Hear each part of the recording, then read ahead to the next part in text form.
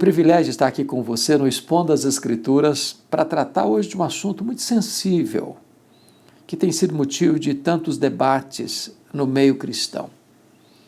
Vamos conversar um pouco sobre a doutrina da eleição, deste plano eterno de Deus na nossa salvação. E eu vou examinar com você o texto de Efésios, capítulo 1, a partir do verso 3. Esta é a rainha das epístolas paulinas. Nesta carta, Paulo trata da doutrina da igreja e mostra que a nossa salvação foi planejada na eternidade e que a nossa salvação é uma obra do Deus Pai, do Deus Filho e do Deus Espírito Santo. A salvação não é algo que nós construímos com as nossas próprias mãos, mas recebemos gratuitamente pela fé. A salvação não é algo que nós adquirimos pelo nosso mérito ou mesmo pelas nossas obras, mas é uma dádiva gratuita de Deus. E esta salvação não foi realizada por Deus porque um plano A fracassou e ele lançou mão de um plano B, mas é um decreto de Deus realizado na eternidade, que entra na história para mudar a nossa vida, transformar a nossa vida.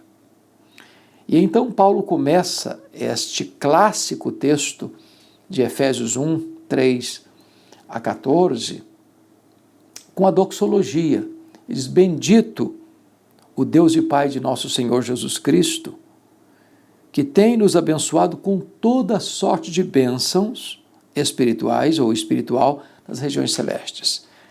Paulo não poderia começar esse assunto da salvação senão exaltando a Deus.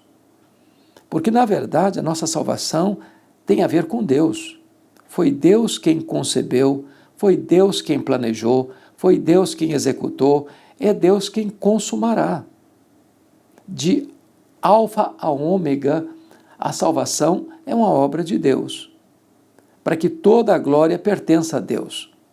Então, talvez você se sinta uma pessoa tão marginalizada pelas circunstâncias, ou tão desprezada pelas pessoas, ou tão injustiçada pelo sistema. Eu quero dizer que você é uma pessoa muito abençoada. Você já é uma pessoa muito abençoada, com toda sorte de bênção. Lá no Antigo Testamento, às vezes, as bênçãos eram medidas por coisas materiais. Aqui no Novo Testamento, as bênçãos são espirituais. Já temos toda sorte de bênção espiritual em Cristo Jesus. Agora, Paulo vai para o verso 4 e diz: assim como nos escolheu nele, em Cristo, antes da fundação do mundo. Ou seja, a grande pergunta é: quem escolhe quem? É o homem quem escolhe a Deus ou é Deus quem escolhe o homem? A Bíblia nos informa com total clareza que é Deus quem nos escolhe, não nós a Ele. A salvação foi planejada por Deus e Paulo diz aqui: Ele nos escolheu em Cristo antes da fundação do mundo, antes de criar o universo, antes das estrelas surgirem, antes da terra e o mar aparecerem, antes das galáxias, dos mundos estelares serem criados. Deus já havia amado você, Deus já havia conhecido você, Deus já havia predestinado você, Deus já havia escolhido você em Cristo antes da fundação do mundo. Portanto, a eleição é incondicional, porque é eterna. Não se trata de algo que eu fiz para Deus me escolher. Algumas pessoas creem que Deus nos escolheu porque Deus previu que nós íamos crer, então Ele nos escolheu. Mas quando você vai para a Bíblia, está lá em Atos 13:48, que todos quantos foram destinados para a vida eterna, creram. Não está escrito que todos os que creram foram destinados para a vida eterna, porque também é um fato, mas todos os que foram destinados para a vida eterna creram, de tal maneira que a fé não é a causa da eleição, a fé é resultado da eleição. A fé é filha da eleição. Outros acham que Deus nos escolheu porque viu em nós santidade, ou previu em nós santidade. O que o texto diz é que fomos escolhidos em Cristo antes da fundação do mundo para sermos santos e irrepreensíveis, e não porque éramos santos e irrepreensíveis, de tal maneira que a santificação ou a santidade é consequência da eleição e não causa da eleição. Ainda outros dizem que Deus nos escolheu porque Deus viu ou previu em nós as boas obras. Mas não é isso que o texto ensina. Lá em Efésios 2:10, diz que nós somos feitura de Deus, criados em Cristo Jesus para as boas obras e não por causa das boas obras. De tal maneira que as boas obras são consequência da eleição e não a causa da eleição. Paulo é categórico em nos informar que nós fomos escolhidos em Cristo antes da fundação do mundo para sermos santos e irrepreensíveis. Algumas pessoas rejeitam a doutrina da eleição, dizendo, não, porque se o homem já foi eleito, então ele vai viver uma vida descuidada, vai se relaxar, ele vai levar a vida de qualquer maneira, porque está eleito mesmo. Não, não, não. Deus nos escolheu para sermos santos e irrepreensíveis. A evidência que você é uma pessoa eleita por Deus é se você vive uma vida de santidade e irrepreensibilidade. Aqueles que querem viver no pecado, aqueles que têm uma falsa segurança da salvação, não, estou salvo, estou seguro, estou tranquilo, posso fazer o que eu quiser, que está tudo certo. Não, não, não, não, não, não, não, não é nada disso, nada disso. Deus nos escolheu em Cristo antes da fundação do mundo para sermos santos e irrepreensíveis, de tal maneira que você só pode provar a sua eleição pela sua vida de santidade. Só aqueles que são santos poderão ver a Deus. Sem santificação, ninguém verá o Senhor. Só os puros de coração verão a Deus. Então, Deus não nos elegeu para vivermos no pecado. Deus nos elegeu para vivermos uma vida santa e irrepreensível. É isso que Paulo está ensinando. Quando ele vai para o verso 5, ele diz, nos predestinou para ele, para a adoção de filhos, por meio de Jesus Cristo, segundo o beneplácito da sua vontade. Veja você que Deus nos predestinou para sermos seus filhos adotivos, para termos um relacionamento pessoal com Ele. Éramos estranhos às promessas, nós éramos escravos do diabo, do mundo, da carne, estávamos numa vida de depravação, sujeitos à vontade da carne, sujeitos ao espírito da desobediência, do espírito que agora atua nos filhos da desobediência. Andávamos segundo o curso do mundo, fazendo a vontade da carne e dos pensamentos. Estávamos debaixo de condenação, éramos filhos da ira. Mas Deus, por causa do grande amor com que nos amou, Ele nos salvou por sua graça e Ele nos adotou em sua família. Você sabe que há dois tipos de filhos, os filhos naturais e os filhos adotivos. Deus nos adotou em sua família, cancelando a nossa antiga família. Agora nós pertencemos à família de Deus, somos membros da família de Deus, nós somos herdeiros de Deus, nós somos co-herdeiros com Cristo, nós temos a Jesus como nosso irmão primogênito, nosso irmão mais velho. E assim, agora, não só nós fomos predestinados, mas nós fomos feitos filhos de Deus. E mais do que isso, a Bíblia diz que nós somos gerados de novo, pela divina semente. Somos novas criaturas. Nascemos de cima, nascemos do alto, nascemos do Espírito, nascemos de Deus. De tal maneira que nós somos até mesmo coparticipantes da natureza divina, diz o apóstolo Pedro. Quando vamos para o verso 6, ele diz assim, que isso é feito para louvor da glória da sua graça, que Ele mesmo nos concedeu gratuitamente no amado. Então, note que a salvação que foi planejada por Deus, e quando Deus nos constitui seus filhos adotivos, isso redunda em louvor a Deus, em exaltação a Deus, em doxologia a Deus, para louvor da glória da sua graça. A graça de Deus há de ser glorificada, porque nós estávamos perdidos e fomos achados, nós estávamos mortos e revivemos. Quando chega no verso 7, ele agora começa a tratar da obra do Filho, quando diz, no qual, em Jesus, temos a redenção pelo seu sangue, a remissão dos pecados, segundo a riqueza da sua graça. Veja você que agora fomos redimidos por um preço. E o preço foi o sangue de Jesus. Temos o perdão dos pecados. Não há perdão de pecados sem a remissão pelo sangue. Você se lembra que lá no Antigo Testamento, o sacerdote imolava o cordeiro. O sangue era vertido. E a Bíblia diz que sem derramamento de sangue não há remissão de pecados.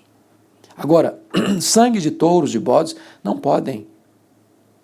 pode purificar pecados. Deus institui essa cerimônia porque isso era um tipo. Isso apontava para Cristo. Deus via aquele sacrifício, passava por cima, porque lá na cruz ele haveria de trazer à tona o cordeiro sem defeito, o cordeiro imaculado, o cordeiro que tira o pecado do mundo. E o cordeiro que é o próprio Jesus foi imolado na cruz, no meu, no seu lugar. E então nós fomos redimidos, comprados, não com ouro, não com prata, mas com o sangue de Jesus. E assim nós temos a remissão, o perdão dos nossos pecados, segundo a riqueza da sua graça. Não meritam nenhum mérito a graça de Deus. E ele diz assim no verso 8, que Deus derramou abundantemente sobre nós em toda sabedoria e prudência. Esta graça foi derramada, uma chuvarada da graça de Deus sobre a nossa vida. Não é mérito, não é obra, não é sacrifício, é favor imerecido de Deus derramado sobre a nossa vida. Diz ele, desvendando, versículo 9, desvendando-nos o mistério da sua vontade, segundo o seu beneplácito que propuseram em Cristo, de fazer convergir nele todas as coisas, na plenitude dos tempos, tantas do céu como as da terra. Ou seja, tudo vai convergir em Jesus. Ele é o centro da eternidade. Ele é o centro da igreja. Ele é o centro da história. Ele é o centro do tempo. Ele é o centro do céu. Ele é tudo em todos. Tudo vai convergir em Jesus. Tudo vai ser arrematado em Jesus. Tudo aponta para Jesus. Quando você vai para o Antigo Testamento, tudo apontava para ele. Jesus é a semente da mulher que nasceu para esmagar a cabeça da serpente. Jesus é o descendente de Abraão, em quem todas as famílias da terra são abençoadas. Jesus é o cordeiro da Páscoa. Jesus é o maná que caía do céu, a água que brotava da rocha.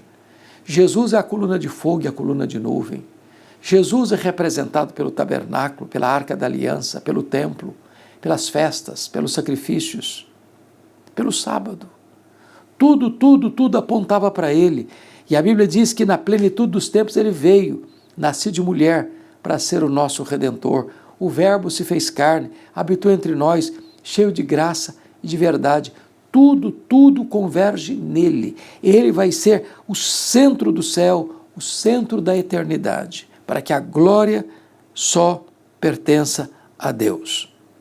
Quando ele vai para o verso 11, ele diz assim, nele, digo, no qual fomos também feitos herança, predestinados segundo o propósito daquele que faz todas as coisas conforme o conselho da sua vontade. Note você que Deus é soberano, que Deus não lançou mão de um plano B porque o plano A fracassou. Deus não precisa tomar conselho com os sábios deste século. Ele faz todas as coisas conforme o conselho da sua vontade. Seu plano é eterno, o seu plano é perfeito, o seu plano é eficaz. Foi dito lá por Jó, nenhum dos teus planos pode ser frustrado. Tudo isso vai desembocar em quê? Veja comigo o versículo 12, entra numa nova doxologia. A fim de sermos, para o louvor da sua glória, nós os que de antemão esperamos em Cristo. Tudo isso tem um propósito maior, que a glória de Deus. O fim principal do homem é glorificar a Deus. O objetivo de tudo que existe é para que Deus seja glorificado.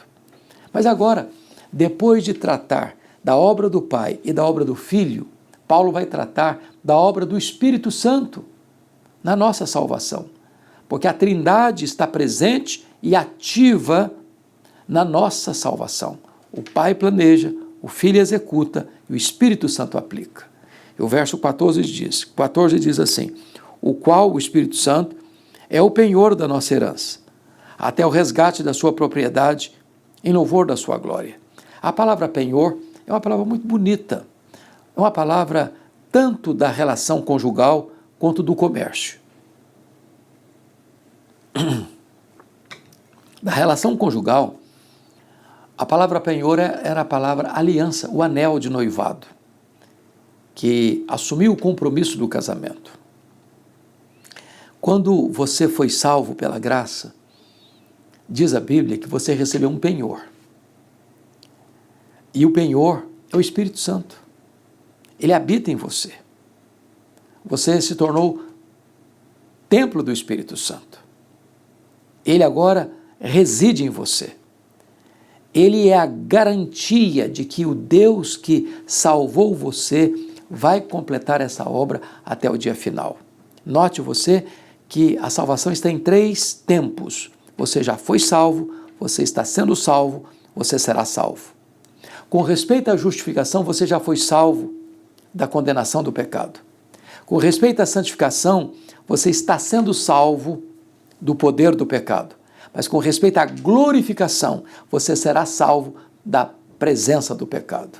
Então, o Espírito Santo foi dado a você como essa garantia de que Deus vai cumprir a sua palavra e completar essa obra até o dia final. Quando chega no verso 15, ele vai usar outra figura. Por isso também eu, tendo ouvido a fé que há entre vós no Senhor Jesus e o amor para com todos os santos, ele vai dizer assim, note você, não cesse de dar graças por vós, fazendo menção de vós nas minhas orações.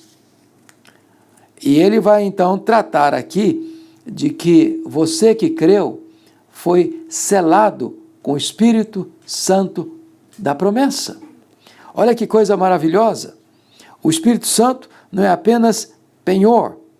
Mas o versículo 13 diz, em quem também vós, depois que ouviste a palavra da verdade, o evangelho da vossa salvação, tendo nele também crido, fostes selados com o Espírito Santo da promessa. O selo é um símbolo usado até hoje. Fala de propriedade, fala de legitimidade e fala de inviolabilidade. Quando você creu no Senhor Jesus, você foi selado como propriedade exclusiva de Deus. Ninguém pode quebrar esse lacre na sua vida. Você está com a sua salvação assegurada, garantida.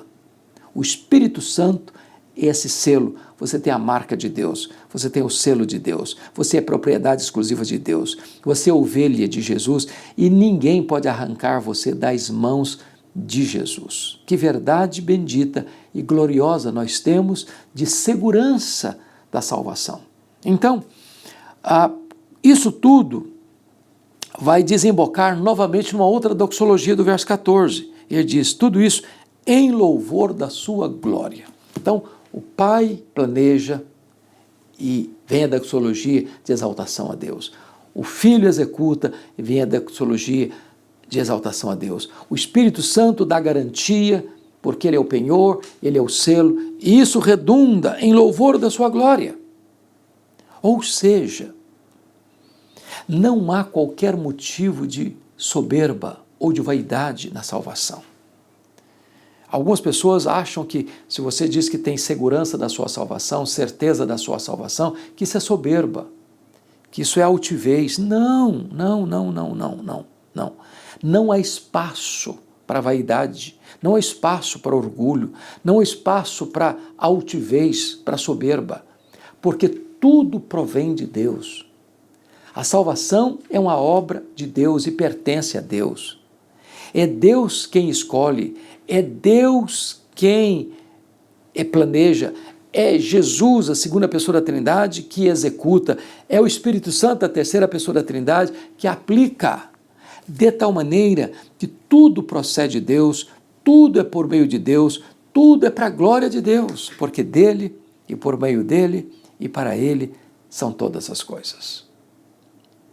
A minha conclusão é esta. Você já tem convicção de que já foi salvo? Você se considera um eleito de Deus? Você já foi adotado na família de Deus? Você já foi remido pelo sangue de Jesus?